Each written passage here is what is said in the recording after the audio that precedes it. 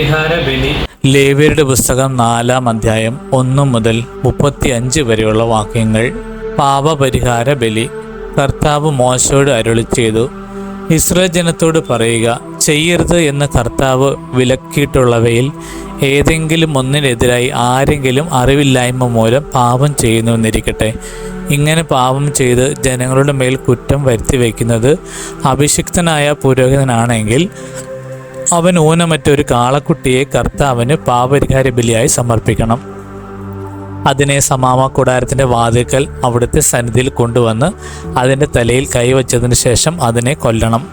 അഭിഷിക്ത പുരോഹിതന് കാളക്കുട്ടിയുടെ കുറേ രക്തമെടുത്ത് സമാഗമ കൂടാരത്തിലേക്ക് കൊണ്ടുവരണം. അവൻ തൻ്റെ വിരൽ രക്തത്തിൽ മുക്കി അതിൽ ഒരു ഭാഗം കർത്താവിൻ്റെ സന്നിധിയിൽ ശ്രീകോവിലിൻ്റെ തിരശ്ശീലയുടെ മുൻപിൽ 7 പ്രാവശ്യം തളിക്കണം. പിന്നീട് രക്തത്തിൽ കുറച്ചെടുത്ത് സമാഗമ കൂടാരത്തിൽ കർത്താവിൻ്റെ സന്നിധിയിൽ ധൂപപീഠത്തിൻ്റെ കൊമ്പുകളിൽ പുരട്ടണം. ശേഷിച്ച രക്തം സമാഗമ കൂടാരത്തിൻ്റെ വാതിൽക്കലുള്ള ദഹന ബലിപീഠത്തിൻ ചുവട്ടിൽ ഒഴിക്കണം. പാപപരിഹാര ബലിക്കുള്ള കാളക്കുട്ടിയുടെ ആന്തരികാവയവങ്ങളിലും അവയെ പൊതിഞ്ഞുമുള്ള മേധസ്സു മുഴുവനും എടുക്കണം. അതിൻ്റെ ഇരുവൃക്കകളും അവയിലും അരക്കെട്ടിലുമുള്ള മേധസ്സും കരളിന് മുകളിലുള്ള നെയ്വലയും എടുക്കണം. സമാധാന ബലിക്കുള്ള കാളയിൽ നിന്നെന്ന പോലെ പുരോഹിതൻ അവയെടുത്ത് ദഹന ബലിപീഠത്തിൽ വച്ച് ദഹിപ്പിക്കണം. എന്നാൽ കാളക്കുട്ടിയുടെ തോലും മാംസം മുഴുവനും തലയും കാലുകളും ആന്തരിക അവയവങ്ങളും ചാണകവും കാളയും മുഴുവനും പാളയത്തിന് വെളിയിൽ ചാരവിടുന്ന വൃത്തിയുള്ള സ്ഥലത്ത് കൊണ്ടുവന്ന് കത്തുന്ന വിറകിന്മേൽ വച്ച് ദഹിപ്പിക്കണം. ചാരം ഇടുന്ന സ്ഥലത്ത് തന്നെ അതിനെ ദഹിപ്പിക്കണം. ഇസ്രായേൽ സമൂഹം മുഴുവൻ അറിവില്ലായ്മ മൂലം പാപം ചെയ്യുകയും കർത്താവ് വിലക്കിയിരിക്കുന്നതിൽ ഏതെങ്കിലും ഒന്ന് ചെയ്ത് കുറ്റക്കാരാവുകയും അക്കാര്യം അവരുടെ ശ്രദ്ധയിൽ പെടാതിരിക്കുകയും ചെയ്യുന്നുവെന്നിരിക്കട്ടെ.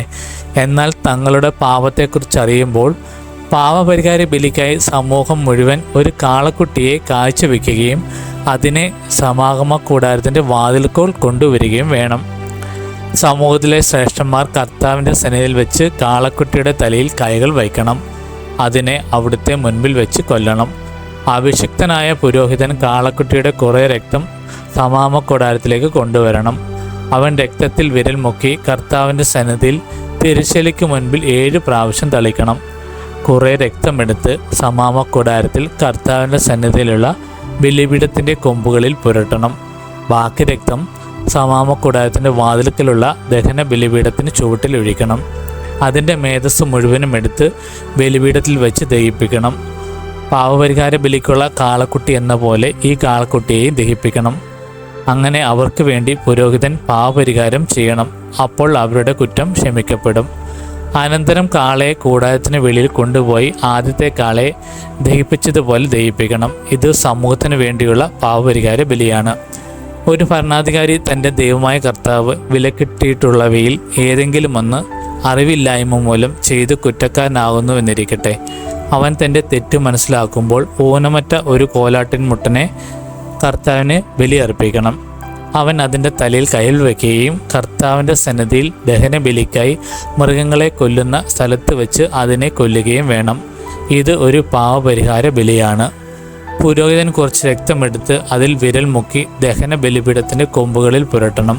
ശേഷിച്ചത് ബലിപീഠത്തിൻ്റെ ചുവട്ടിൽ ഒഴിക്കണം. അതിൻ്റെ മേധസ്സ് മുഴുവനും സമാധാന ബലിക്കുള്ള മൃഗത്തിൻ്റെ മേധസ്സ് പോലെ ബലിപീഠത്തിൽ വെച്ച് ദഹിപ്പിക്കണം. അങ്ങനെ പുരോഹിതൻ അവൻ്റെ പാപത്തിന് പരിഹാരം ചെയ്യണം. അപ്പോൾ കുറ്റം ക്ഷമിക്കപ്പെടും. ജനങ്ങളിൽ ആരെങ്കിലും കർത്താവ് വിലക്കിയിട്ടുള്ളതിൽ ഏതെങ്കിലും ഒന്ന് അറിയുമില്ലായ്മ കൊണ്ട് ചെയ്ത് കുറ്റക്കാരനായിരുന്നിരിക്കട്ടെ. അവൻ തൻ്റെ തെറ്റ് മനസ്സിലാക്കുമ്പോൾ ഊനമറ്റ ഒരു പെൺകോലാടിനെ പാപപരിഹാരത്തിനായി സമർപ്പിക്കണം. അവൻ ബലിമൃഗത്തിൻ്റെ തലയിൽ കൈവിൽ വയ്ക്കുകയും ദഹന ബലിക്കുള്ള സ്ഥലത്ത് വെച്ച് അതിനെ കൊല്ലുകയും വേണം. പുരോഹിതൻ കുറച്ച് രക്തമെടുത്ത് അതിൽ വിരൽ മുക്കി ദഹന ബലിപീഠത്തിൻ്റെ കൊമ്പുകളിൽ പുരട്ടുകയും ശേഷിച്ചത് ബലിപീഠത്തിൻ്റെ ചുവട്ടിൽ ഒഴിക്കുകയും വേണം. സമാധാന ബലിക്കുള്ള മൃഗത്തിൽ നിന്ന് മേധസ്സ് മാറ്റിയെടുക്കുന്നത് പോലെ അതിൻ്റെ മേധസ്സ് മുഴുവൻ എടുത്ത് പുരോഹിതൻ കർത്താവിന് പ്രീതികരമായ സൗരഭ്യത്തിനായി ബലിപീഠത്തിൽ വെച്ച് ദഹിപ്പിക്കണം. അങ്ങനെ പുരോഹിതൻ അവന് വേണ്ടി പരിഹാരം ചെയ്യണം. അപ്പോൾ തെറ്റ് ക്ഷമിക്കപ്പെടും. പാപപരിഹാര ബലിക്കായി ചെമ്മരിയാടിനെയാണ് കൊണ്ടുവരുന്നതെങ്കിൽ അത് ഊനമറ്റ പെണ്ണാടായിരിക്കണം. അതിൻ്റെ തലയിൽ കൈവച്ചതിന് ശേഷം ദഹനബലി മൃഗത്തെ കൊല്ലുന്ന സ്ഥലത്ത് വെച്ച് അതിനെ പാപപരിഹാര ബലിക്കായി കൊല്ലണം. പുരോഹിതൻ അതിൻ്റെ കുറച്ച് രക്തമെടുത്ത് അതിൽ വിരൽ മുക്കി ദഹന ബലിപീഠത്തിൻ്റെ കൊമ്പുകളിൽ പുരട്ടണം. ശേഷിച്ചത് ബലിപീഠത്തിൻ്റെ ചുവട്ടിൽ ഒഴിക്കണം. സമാധാന ബലിക്കുള്ള ആട്ടിൻകുട്ടിയിൽ നിന്ന് എന്ന പോലെ അതിൻ്റെ മേധസ് മുഴുവനും എടുക്കണം. പുരോഹിതൻ അത് കർത്താവിന് ദഹനബലിയായി ബലിപീഠത്തിൽ വെച്ച് ദഹിപ്പിക്കണം. അങ്ങനെ പുരോഹിതൻ അവൻ്റെ പാപങ്ങൾക്ക് പരിഹാരം ചെയ്യണം. അപ്പോൾ കുറ്റം ക്ഷമിക്കപ്പെടും.